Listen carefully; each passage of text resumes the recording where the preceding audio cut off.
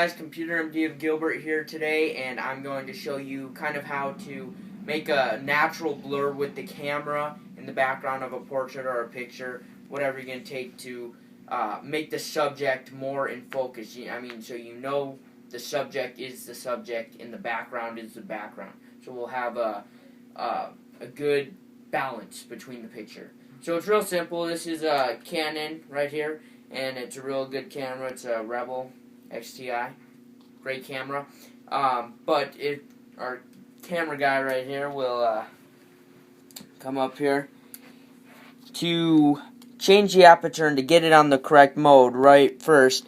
A lot of times it'll be on this green right there, and that's great, but we want it to change the aperture. So because the aperture will be able to a lower aperture will result in a more blurry background.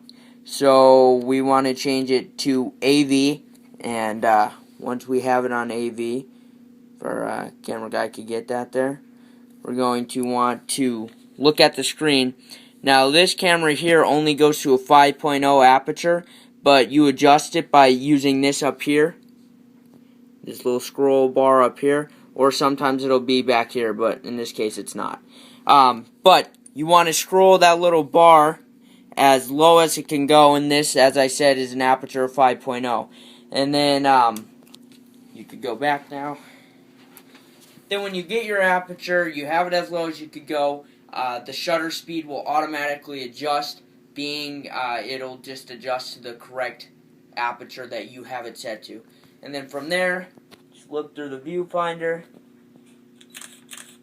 take a picture, and that one has a minimal blur. It's better to have a lower aperture. Like I said, this is a 5.0. If this camera had like a 1.4 or a, I don't know, 2.4, 2.5, something like that, it would be excellent. So the blur isn't as great, but still, it blurs the background. And then if you get a little closer on it,